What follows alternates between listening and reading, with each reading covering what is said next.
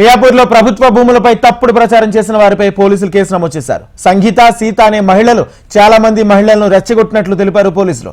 ప్రభుత్వ భూములను స్వాధీనం చేసుకుంటామంటూ మీటింగ్లు పెట్టినట్లు పోలీసులు గుర్తించారు.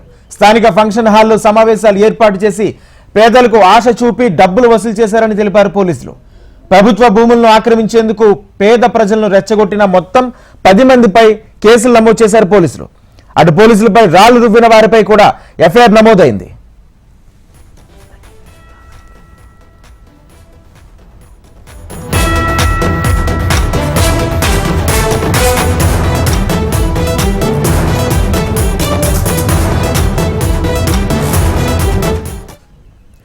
మియాపూర్లో ప్రభుత్వ భూములపై తప్పుడు ప్రచారం చేసిన వారిపై పోలీసులు కేసు నమోదు చేశారు.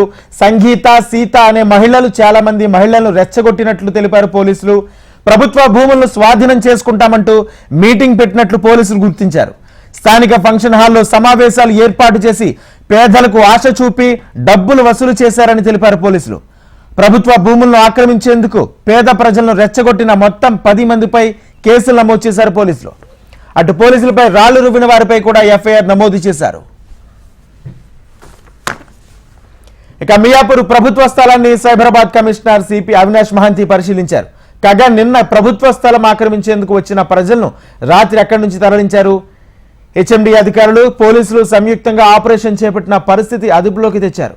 కాగా ప్రస్తుత పరిస్థితిని అధికారులతో కలిసి సైబరాబాద్ సిపి పరిశీలించారు. నిన్న ఉద్రిక్తతకు దారి తీసిన పరిస్థితులపై రివ్యూ చేశారు. ప్రభుత్వ భూమి కబ్జాకు ప్రయత్నించిన వారిపై పీడీ యాక్ట్ కింద కేసులు నమోదు చేస్తామని వార్నింగ్ ఇచ్చారు. ఇదే అంశానికి సంబంధించి పూర్తి సమాచారం మా ప్రతినిధి అమర్ అందిస్తారు. అమర్.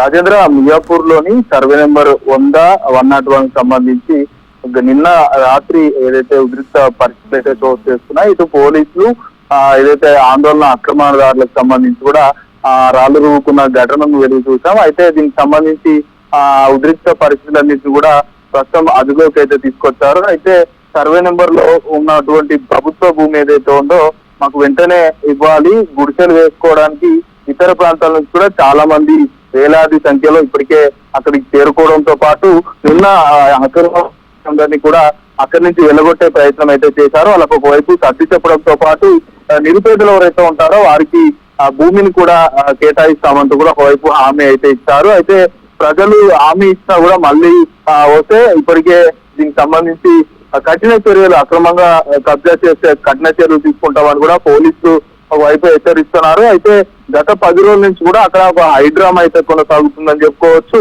అయితే 10 రోజుల నుంచి జరుగుతున్న ఈ ఇష్యూకి సంబంధించి ఇటు కమిషనర్ కావచ్చు, హెచ్ఎండిఏ సంబంధించిన అధికారులు సీరియస్ గా ఉన్నట్టుగా తెలుస్తుంది. అయితే ప్రభుత్వ భూములకు సంబంధించి కూడా కొంత తప్పుడు ప్రచారం చేస్తున్న వారిపై ఇప్పటికే పోలీసులు అయితే కేసు అయితే నమోదు చేశారు. సంగీత, సీత ఇద్దరు మహిళలు చాలా మంది గిరిజన, లంబాడికి సంబంధించిన నిరుపేద మహిళలందరినీ కూడా వాళ్ళని తీసుకొచ్చి రెచ్చగొట్టే ప్రయత్నం చేయడం, ప్రభుత్వ భూములను స్వాధీనం చేసుకుందామని రెచ్చగొట్టే ప్రయత్నం చేశారు. అయితే వీళ్ళంతా కూడా ఒక స్థానిక ఫంక్షన్ లో కూడా మీటింగ్ ఏర్పాటు చేశారు. పేదలకు ఆశ చూపి డబ్బులు వాళ్ళ దగ్గర నుంచి కూడా సీతతో పాటు సంగీత ఇద్దరు కూడా వసూలు చేసినట్టుగా తెలుస్తుంది. అయితే మొత్తం పేదలను రెచ్చగొట్టి భూ ఆక్రమణకు పాల్పడ్డ 10 మందిపై కేసులు నమోదు చేశామని కూడా ఇప్పటికే పోలీసులు చెబుతున్నారు. అయితే సంగీత, సీత, సంతోష్ తో పాటు మరో 7గురిపై కేసులు నమోదు చేశాం. ప్రస్తుతం పరారీలో ఉన్న నిందితుల కోసం పోలీసులు గాలింపు చర్యలు కూడా చేపట్టిన నేపథ్యం అయితే ఉంది. అయితే రెచ్చగొట్టి ప్రభుత్వ భూమిలో